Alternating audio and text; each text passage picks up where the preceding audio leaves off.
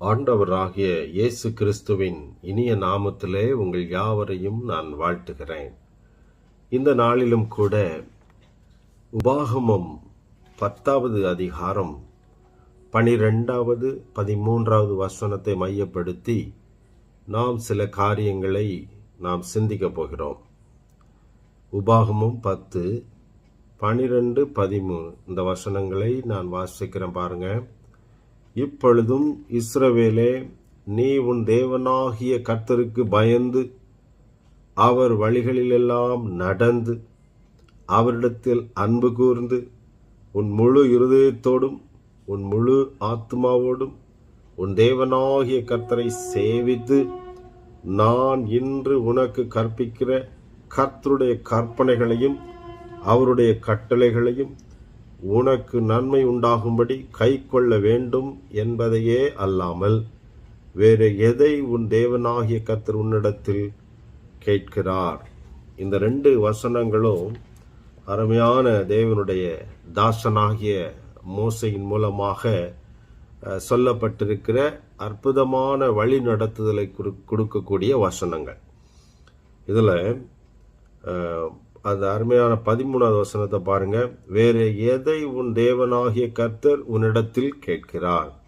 ஆண்டவர் நம்மிடத்துல எதேதோ நிறைய கேட்கறது மாதிரியும் நாம அதில் தர முடியும் தர முடியாது என்பதாக, அது கடினமான ஒரு காரியம் என்பதாக பல நேரங்களிலே நாம் சிந்திக்கிறோம். ஆனால் கர்த்தருடைய பிள்ளைகளுக்கும் கர்த்தருக்கும் இடையில ஒரு உறவு முறை தான் இருக்கிறது என்பதை நாம் மறந்து போகக்கூடாது. ஒரு relationship, God's requirement of us. நம்மை குறித்து தேவனுடைய எதிர்பார்ப்பு கொஞ்சம்தான், ரொம்ப சிம்பிளாக இதில் சொல்லப்பட்டிருக்கிறது பாருங்க. முதல்ல கர்த்தருக்கு பயப்படுகிற ஒரு காரியம். தேவனுக்கு பயப்படுகிற ஒரு காரியம் இல்லைன்னு சொன்னால் நம்முடைய கிறிஸ்தவ வாழ்க்கை அர்த்தமற்றதாய் போயிடும்.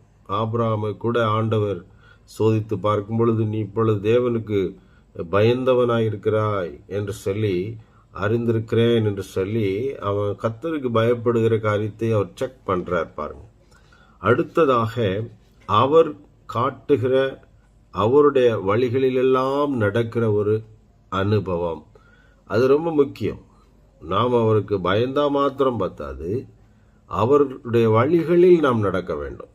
சில நேரங்களிலே வீடுகளிலே பிள்ளைகள் சில நேரங்களில் அப்பாவுக்கு அம்மாவுக்கு பயப்படுகிறது போல இருப்பாங்க, பயப்படவும் செய்வாங்க. ஆனால் சில நேரங்களில் பாருங்க, அவங்களுடைய வார்த்தைகளுக்கு கீழ்ப்படிய மாட்டாங்க. அப்படி இருக்கக்கூடாது. அவருடைய வழிகளிலெல்லாம் நடக்கிற ஒரு அனுபவம் நமக்கு வேணும். அடுத்ததாக 3வது ஒரு காரியம் அதில் என்ன சொல்லப்பட்டிருக்கிறது, அவரிடத்தில் அன்பு கூற வேண்டும். ஆண்டவரிடத்தில் அன்பு கூறுகிறது ரொம்ப முக்கியமானது. கர்த்தராகிய இயேசு கிறிஸ்துவிடத்தில் அன்பு கூறாதவன் சபிக்கப்பட்டவன் என்று வேதம் சொல்லுகிறது. ஆகவே நாம் அன்பு கூற வேண்டும். அடுத்து ஒரு காரியம் பாருங்களேன், முழு இருதயத்தோடும் முழு ஆத்மாவோடும் கர்த்தரை சேவிக்க வேண்டும். அதுதான் மெயின். அவரை சேவிக்கணும். அவர் கடவுள், நாம் அவருடைய பிள்ளைகள். அவருடைய தகப்பன் நம்முடைய பிள்ளைகள். அவருடைய மேய்ச்சலின் ஆடுகளாய் நாம் இருக்கிறோம். அவர்தான் நம்முடைய நல்ல மேய்ப்பன். ஆகவே நாம் அவரை பணிந்து குனிந்து தொழுது ஆராதித்து அவரை ஆண்டவராக நம்ம எல்லா நிலைகளிலும் உயர்த்த வேண்டும், அவரை சேவிக்க வேண்டும். அதுதான் ரொம்ப முக்கியமான ஒரு காரியமாக இருக்கிறது. அடுத்ததாக பாருங்க, அவருடைய கற்பனைகளையும் கட்டளைகளையும் கை கொள்ள வேண்டும். அது முக்கியமானது. அவருடைய கட்டளைகளையும் கற்பனைகளையும் கை கொள்ள வேண்டும். எதுக்காக அப்படி செய்யணும்? ஏன் என்று சொன்னால், அங்கே அருமையாக மோசே சொல்றாரு, உனக்கு நன்மை உண்டாகும்படி கை கொள்ள வேண்டும். நாம தேவனுடைய வார்த்தைக்கு கீழ்ப்படிந்து அவருடைய வசனங்களின்படி நாம ஜீவிக்கிறது என்னமோ அவருக்கு ரொம்ப பெரிய பெனிஃபிட், அது கஷ்டமான ஒரு காரியம் என்பதாக நாம் நினைக்கிறோம். அப்படி அல்ல.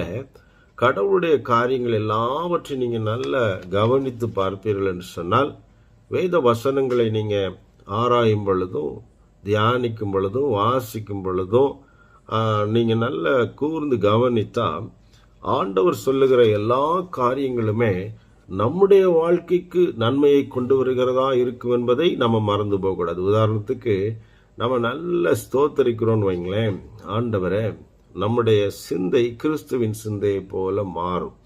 நீங்கள் ஸ்தோத்தரிக்கலைன்னா உங்கள் சிந்தையில் நீங்கள் வீணராக மாறுவீங்க. அதே மாதிரி காணிக்கை கொண்டு வருகிறீங்கன்னு வைங்களேன், அந்த காணிக்கையினாலே கடவுளுக்கு அவருடைய பொக்கிஷம் ஏதோ நிறைஞ்சிருச்சு என்பதாக அர்த்தம் இல்லை. மல்கியா 3:10 நீங்கள் வாசித்து பார்த்தீங்கன்னா, தசம பாகங்களை இடத்துல கொண்டு வாருங்க, என் ஆலயத்துக்கு கொண்டு வாருங்க அப்படின்னு சொல்லிட்டு அவர் என்ன செய்கிறாரு, நான் எப்படி உங்களை ஆசீர்வதிக்க போகிறேன் பார்த்தீங்களா, வானத்தின் பலகணிகளை திறந்து இடங்கொள்ளாமல் போக மட்டும் உங்களை ஆசீர்வதிப்பேன். வானத்தின் பலகணிகளை திறந்து ஆசீர்வதிக்கணும், வானத்தில் இருக்கணும்ல ஆசீர்வாதங்கள். ஏற்கனவே நாம் கொடுத்தது அங்கே போகிறதில்ல. அவர் தம்முடைய நல்ல பொக்கிஷ சாலையாகிய தம்முடைய வானத்தை திறப்பார் என்று வேதம் சொல்லுகிறது. ஆகவே நாம் காணிக்கை கொடுத்தோன்னா கூட அது நமக்கு அவர் அதை திரும்ப தருகிறார், ஆசீர்வதித்து தருகிறார். அதனாலே பல மடங்கு நன்மைகள் உண்டாகிறது என்பதை நாம் மறந்து போகக்கூடாது.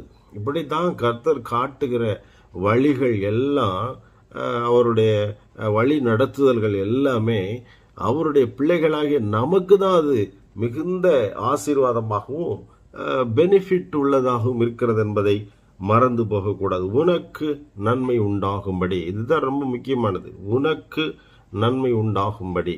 அருமையான தேவனுடைய பிள்ளைகளே, நீங்கள் நல்லா கவனிச்சுக்கங்க. வேறு எதையும் ஆண்டவர் உங்கள்கிட்ட கேட்கறது இல்லை.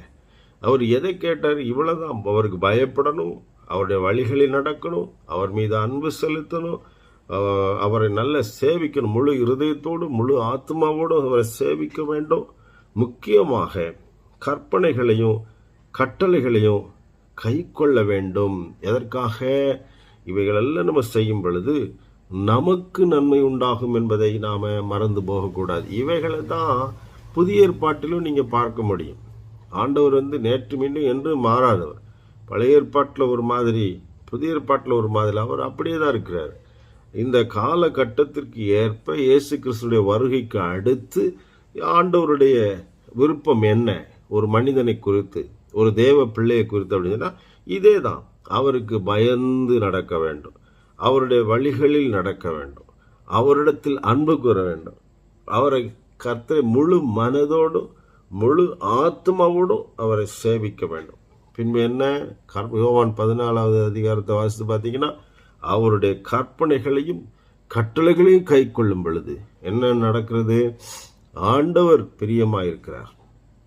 நமக்கு பிரியமாயிருந்து இயேசு கிறிஸ்துவும் பிதாவாகிய தேவனும் பரிசுத்த ஆவியானவராக அவர் மூலமாக மனிதனுக்குள்ளே நமக்குள்ளே வாசம் பண்ணி இந்த பூமியிலையும் அவர் நம்மை நடத்துகிறார். அவர் நம்முடைய தேவனாயிருந்து நம் மூலமாய் கிரியை செய்கிறார். எதற்காக?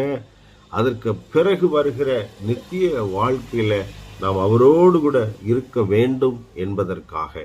அருமையான தேவனுடைய பிள்ளைகளே, இன்றைக்கு உங்களுடைய வாழ்க்கையை நீங்க சோதித்து பாருங்க.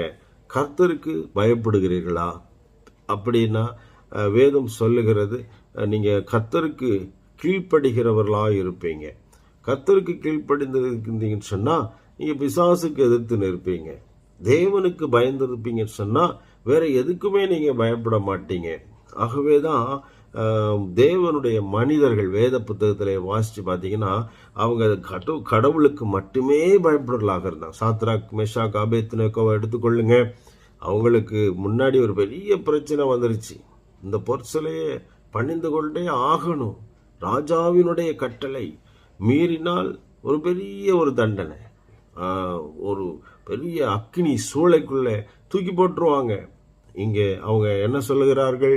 அவங்க ராஜாவிடத்தில் பரவாயில்ல, நாங்கள் நீர் நிறுத்துகிற அந்த பொற்சிலையெல்லாம் வணங்க மாட்டோம், நாங்கள் ஆண்டவரை தான் நாங்கள் வணங்குவோம், நீ எங்களுடைய ஆண்டவர் எங்களை காப்பாற்றுவார், ஒருவேளை அவர் காப்பாற்றாட்டாலும் பரவாயில்ல என்று சொல்லி தேவனுக்கு பயப்படுகிற பயத்தை வெளிப்படுத்தினார்கள். அருமையானவர்களே, ஆகவேதான் கடவுள் பரலோகத்தில் அங்கே வீற்றிராதபடிக்கு இந்த விசுவாசமுள்ள இந்த 3 யூத வாலிபர்களுக்கு மத்தியிலே கடந்து நான்காவதாய் ஒரு ராஜகுமாரனை போல அவர்களோடு இணைந்து இசைந்து உலாவி அவங்கள பெருமைப்படுத்தினார், கனப்படுத்தினார், அவங்கள விடுவித்தார். பாருங்க, அப்போ கர்த்தருக்கு பயப்படுகிறவர்களை அவர் பார்க்கும் பொழுது அவருக்கு ரொம்ப சந்தோஷம் வருகிறது.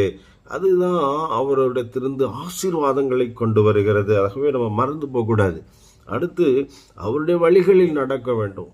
தானியேல் எடுத்துக்கொள்ளுங்க, அவருடைய வழிகளில் நடக்கிறான் பாருங்க. அவன் பாபிலோன்ல ஒரு சிறை கைதியாக கொண்டு போகப்பட்டாலும் அல்லது பிரதானியாக உயர்த்தப்பட்டாலோ, அவனுக்கு முக்கியமான ஒரு பொசிஷனுக்கு வந்தா கூட அவன் என்ன செய்கிறான்? அவருடைய வழிகளில் நடக்கிறான்.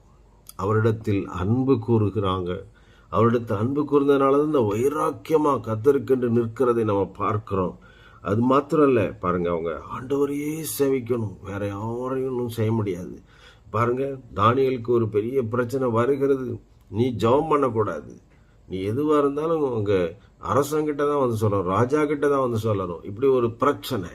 ஆனால் தானியேல் அதுக்கெல்லாம் பயப்படவில்லை. அதுக்கு பதிலாக அவன் முழு இருதயத்தோடும் முழு ஆத்மாவோடும் எப்போதும் தான் செய்து வந்ததின்படியே அவன் எருசலேமுக்கு நேர பலகணிகளை திறந்து வச்சுட்டு அவன் ஆண்டவரை நோக்கி ஆராதித்து அவரையே சேவிக்கிறான். அதனால கர்த்தர் அவன் மேலே இரக்கப்பட்டு அவன் மேலே சந்தோஷப்பட்டு அவனுக்கு காரியங்களெல்லாம் வெளிப்படுத்தி அதிக ஞானியாக்குகிறதை நம்ம பார்க்கிறோம். கற்பனைகளையும் கட்டளைகளையும் கை கொள்ள வேண்டும். இதுதான் ரொம்ப முக்கியமானது. நாம் சும்மா வெறுமனே பிதாவே பிதாவே பிதாவே, இயேசுவே இயேசுவே இயேசுவே, ஆவியானவரே ஆவியானவரை கூப்பிட்டுக்கிட்டே இருந்தால் மட்டும் போதாது என்று வேதம் சொல்கிறது. இதெல்லாம் இப்போ இப்படி நம்ம சொல்லுகிறதெல்லாம் கூப்பிடுறதெல்லாம் எப்போ ஒரு மீனிங்ஃபுல்லாக இருக்கும் என்று சொன்னால், அவருடைய கற்பனைகளையும் கட்டளைகளையும் நம்ம கை கொள்ளும் பொழுதுதான் அது ரொம்ப ஒரு அர்த்தமுடையதாக இருக்கிறது. தேவன் நம்முடைய குரலுக்கு செவி கொடுக்கிறவராக இருக்கிறார். அருமையான தேவனுடைய பிள்ளைகளை, இன்றைக்கு நீங்கள் உங்கள் வாழ்க்கையை கொஞ்சம் ஆராய்ந்து பாருங்க. தேவன் பொய் சொல்லுகிறவர் அல்ல, மனம் மாறுகிறவர் அல்ல. ஆகவே அவரிடத்துல நீங்கள் இப்படி பயந்து நடந்து அன்பு கூர்ந்து அவரை சேவித்து அவருடைய வார்த்தைகளுக்கெல்லாம் கீழ்ப்படியும் பொழுது தேவன் உங்கள் வாழ்க்கையில் மிகப்பெரிய நன்மைகளை எல்லாம் கட்டளையிடுகிறார். வேற எதை கேட்கிறார்?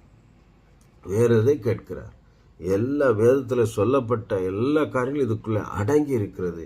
கர்த்தர் உங்களை ஆசீர்வதிக்க விரும்புகிறார். உங்கள் வாழ்க்கையை அவர்கிட்ட ஒப்பு கொடுத்துருங்க. அவருக்காகவே வாழுங்க. அவருடைய அன்பு செலுத்துங்க. அவருடைய இரக்கத்தை பெற்றுக்கொள்ளுங்க. அவருடைய நன்மைகளை பெற்றுக்கொள்ளுங்க. பெரிய காரியங்களை கர்த்தர் இந்த பூமிக்குரிய வாழ்க்கையில் உங்களுக்காக அவர் நிறைவேற்றி தருவார். ஜெபம் செய்வோமா?